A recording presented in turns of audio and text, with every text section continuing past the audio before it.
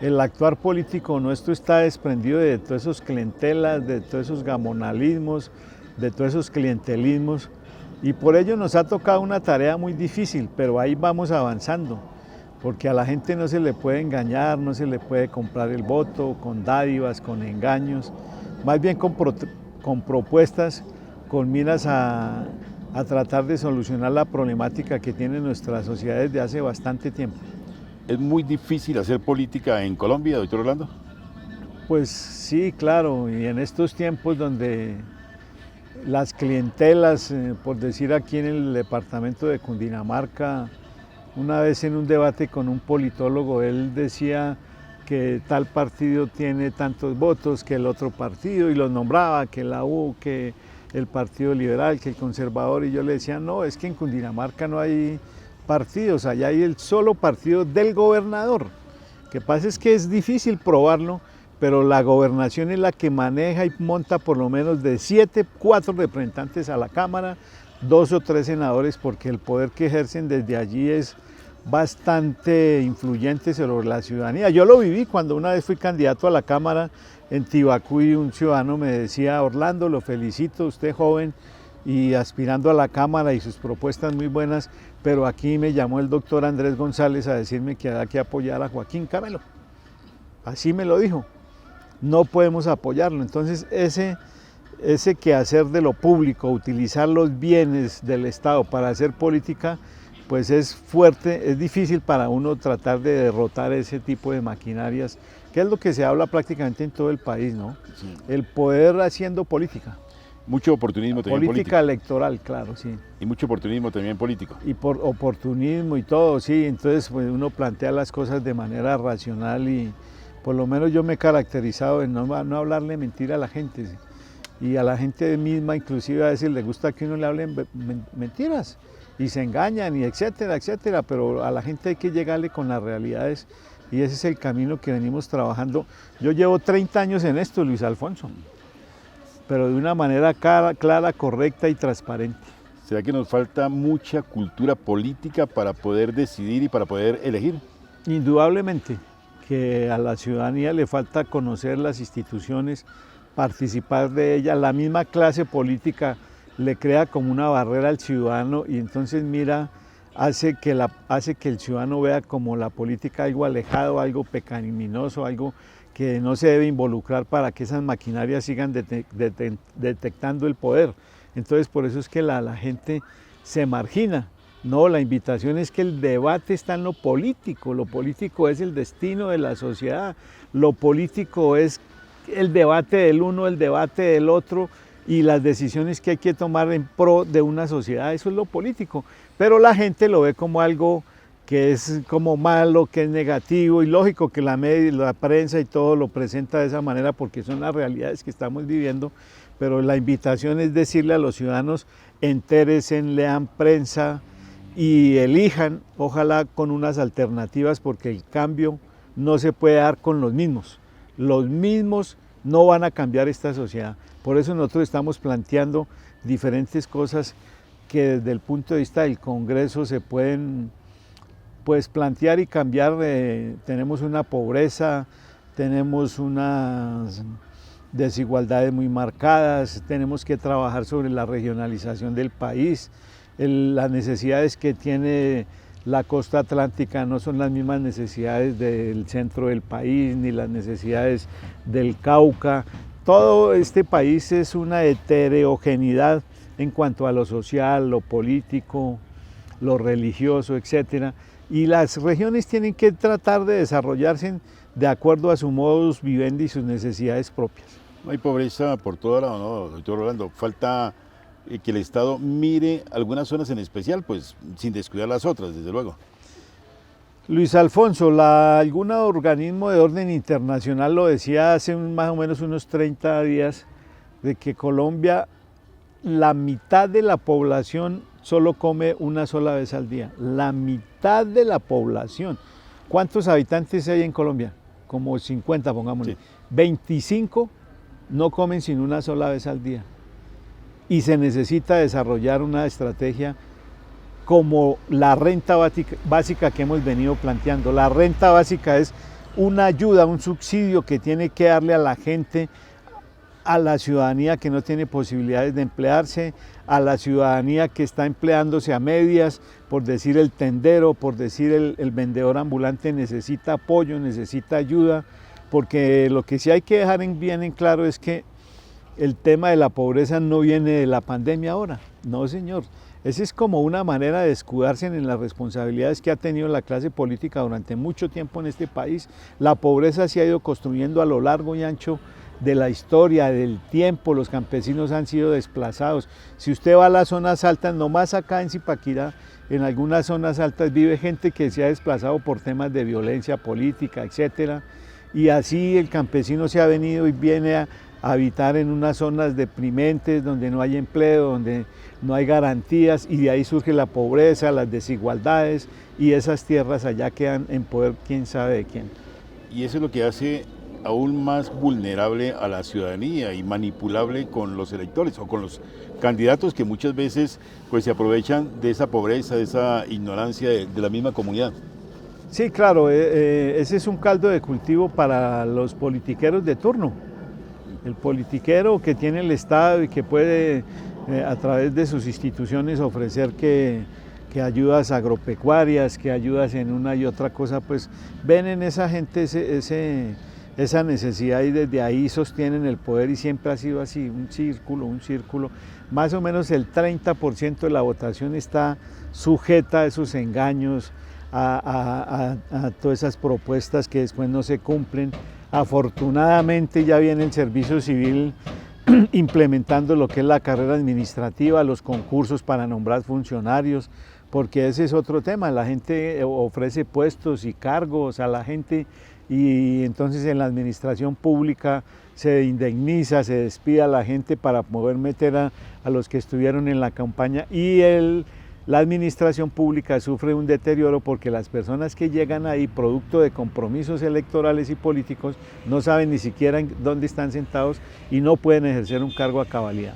Muy bien, le escuchamos hace un momentico, doctor, hablando de apoyo al tendero, al vendedor ambulante, que a fin de cuentas como que son las cenicientas, si me permite la expresión, de la política y de los politiqueros. O sea, ¿qué se puede hacer a favor de ellos respecto a darles oportunidades, capacitación, mejorar su modus vivendi y seguramente vincularlos con una formalidad en el comercio?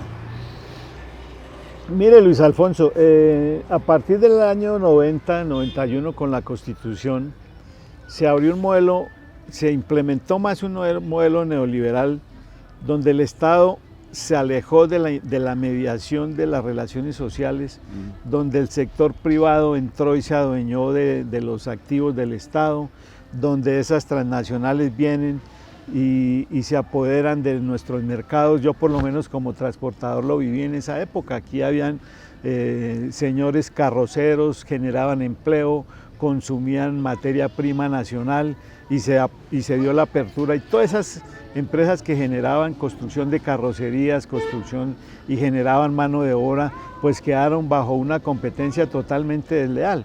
En materia agropecuaria lo mismo, el tema de la leche, el tema de que las grandes transnacionales quieren quedarse con los productos, el manejo de los productos lácteos, con el manejo del tema de la leche. Por eso es que el litro de leche no sube.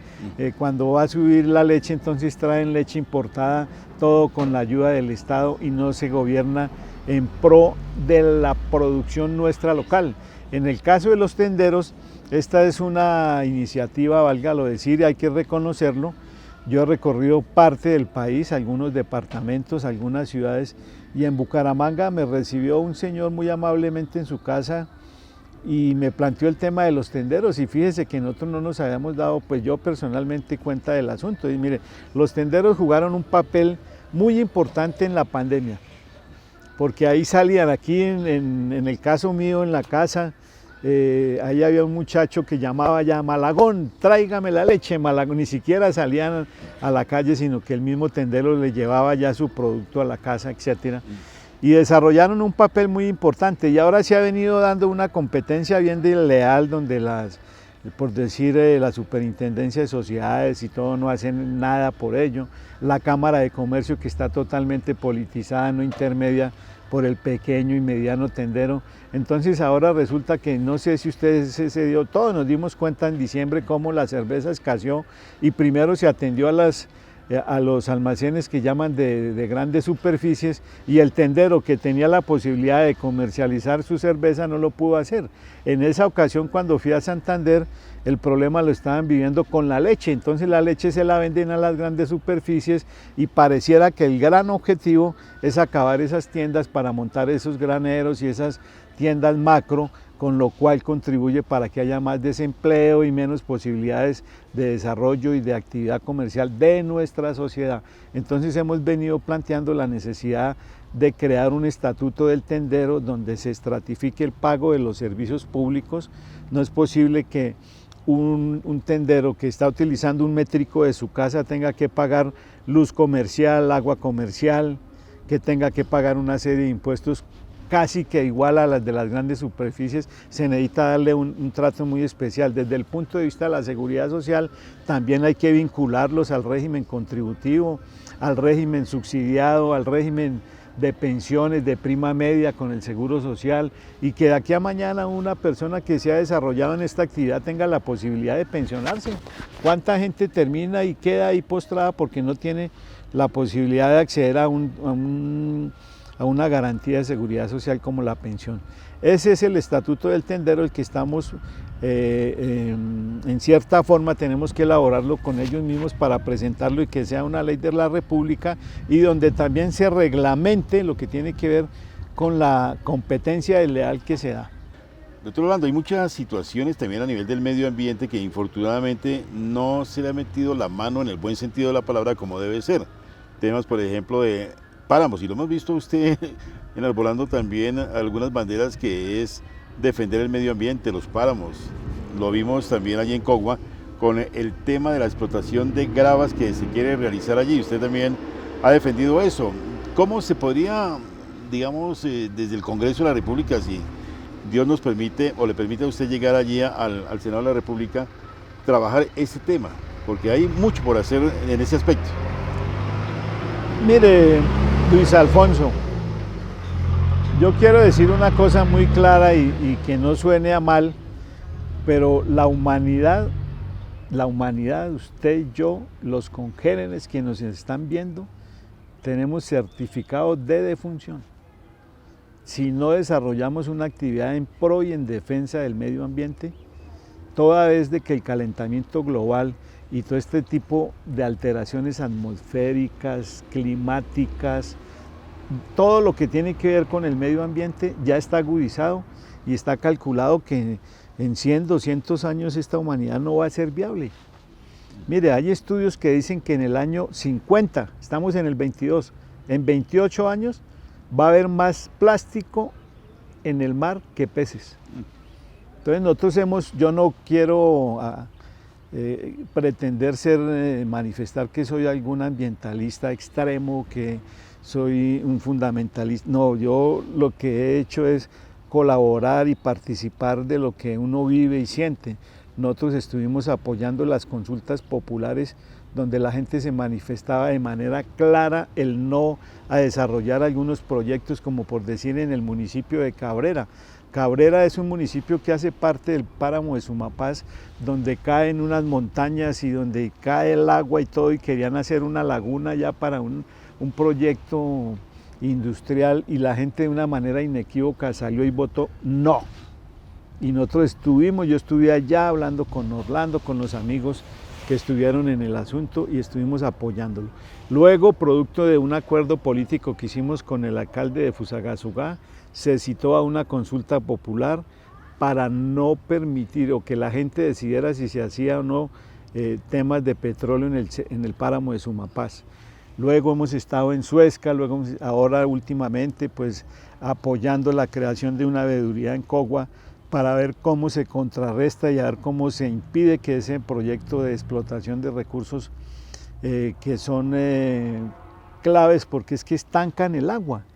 Mire, Luis Alfonso y amigos de acá de Zipaquirá, de la zona aquí de Nemocón, de Cogua, si ese proyecto se llega a dar, es posible que Zipaquirá se quede sin agua, además de que ya estamos sin agua, porque la irresponsabilidad de los alcaldes, protegiendo un urbanismo desmedido, en algunas zonas no tenemos agua permanente como debe ser, porque las empresas que prestan servicios públicos deben prestar permanentemente ese servicio.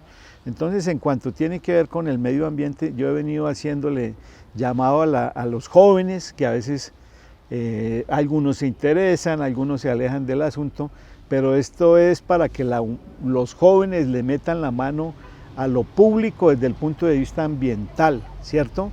Si la ciudadanía no sale a defender esto, no funciona.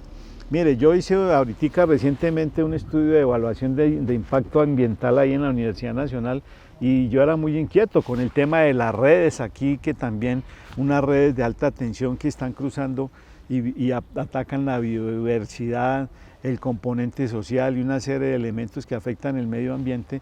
Y yo le decía ahí al profesor, pero ¿cómo es posible que la ANLA vaya a avalar este proyecto si le va a causar daño a la humanidad, al ser humano que está debajo de esas cuerdas, le da cáncer, lo enferma, eso está diagnosticado?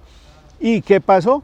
Que los señores de la ANLA cambiaron el director o el gerente y llegó y se sentó un señor y como a las 12 de la noche llegó y dio esa licencia ambiental. Se maneja de una manera muy irresponsable desde la CAR y desde el ANLA las decisiones que tienen que ver con el licenciamiento ambiental, es decir, con las autorizaciones para ejercer explotación. Y cuando tienen que hacer el control no lo hacen. Miren, en Agua Bonita, una vereda que hay en Silvania, autorizaron una explotación de este tipo de recursos, se vino una erosión, tumbaron unas casas, se inundó inclusive la carretera, hubo un desastre ecológico que aún está todavía ahí, y yo les decía, ¿dónde la ANLA formuló las denuncias a la Fiscalía para que se investigaran a las personas que no acogieron las directrices ambientales para que ese hecho no se diera? Porque ahí hay delitos ambientales. La ANLA debió haber compulsado copias a la Fiscalía y nada.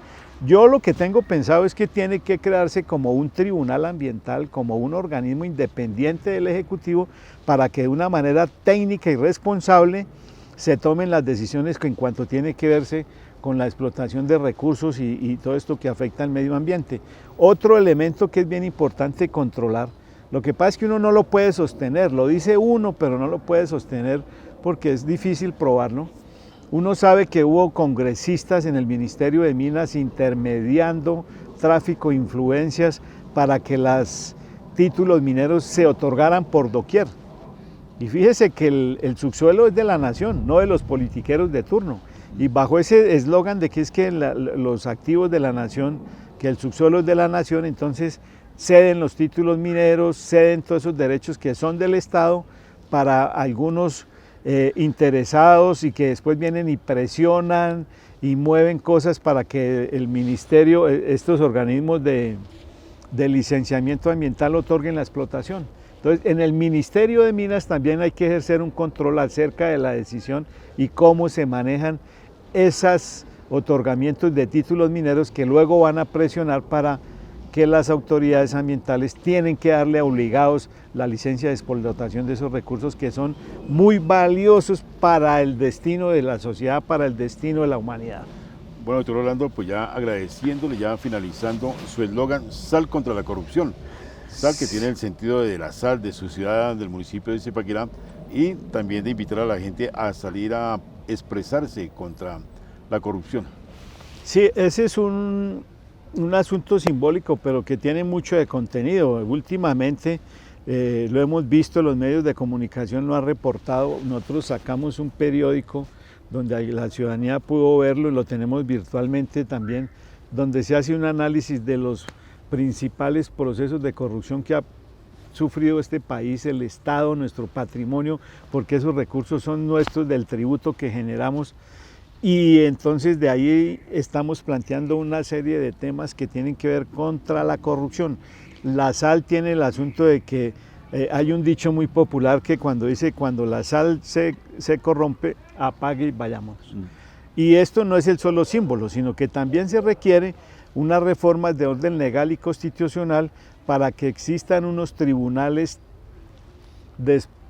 independientes del poder politiquero, político que hay en el Estado y ejerzan un verdadero control sobre las decisiones administrativas y sobre las decisiones que tienen que ver con el gasto.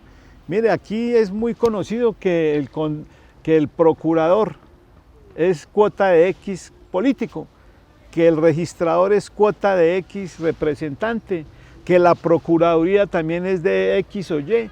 Todos esos se los reparten los congresistas y en algunas ocasiones lo usan es para perseguir a sus enemigos políticos. Y se desvirtúa la verdadera labor que cada ente de estos debe desarrollar con miras a proteger el bienestar y el buen funcionamiento del Estado. Se necesita que sus designaciones, la elección de estos funcionarios esté desprovista de esas influencias políticas que tanto daño le hacen a nuestra sociedad. Bueno, la invitación que hace el doctor Rolando para que le acompañen este domingo 13 de marzo al Senado, ¿cuál es? Sí, mire, yo quiero invitar con todo el respeto a mis amigos, conocidos, ipaquireños, a los amigos de Cogua, de Moconto, Cancipá, de Cajicá, a los amigos que estuvimos en Santander, a los amigos que estuvimos en el Valle del Cauca, en Boyacá también se hizo presencia, en Cartagena también un grupo nos está apoyando, a que voten el cambio. Yo he venido diciendo algo muy elemental y es que con los mismos la cosa sigue igual. Y la responsabilidad es de cada uno de nosotros en el momento de ir a emitir el voto. No nos dejemos influenciar mal, miremos la prensa, miremos que ahí se pueden enterar cuáles proyectos, cuáles propuestas son las más importantes y las que más le convencen. Ahora decía Gustavo, le decía tal vez a alguien, reciban los piquetes y reciban lo que les den, pero es que el voto es sagrado y hay que elegir bien. Entonces yo los invito a que voten el cambio. Yo estoy en un movimiento que se constituyó por firmas, es un movimiento que viene del Magdalena, ha combatido la clase política tradicional de allá, a los Dacutir, a los Dájer, les han ganado en 3 ocasiones la alcaldía, ahorita tienen la gobernación, ha sido un ejemplo de combate y de postura política bien importante, se hizo una lista al Senado con ellos, esta lista está conformada por mucha gente a nivel regional, es voto preferente, prácticamente yo soy el único en Cundinamarca de ese partido, es un candidato alternativo lo que estamos representando por la defensa del interés general. Mi número, Fuerza Ciudadana, la Fuerza del Cambio, el número 25, voto preferente. Al Senado. Muchas gracias Luis Alfonso, muy amable, y ahí estaremos a ver cómo nos va el próximo domingo.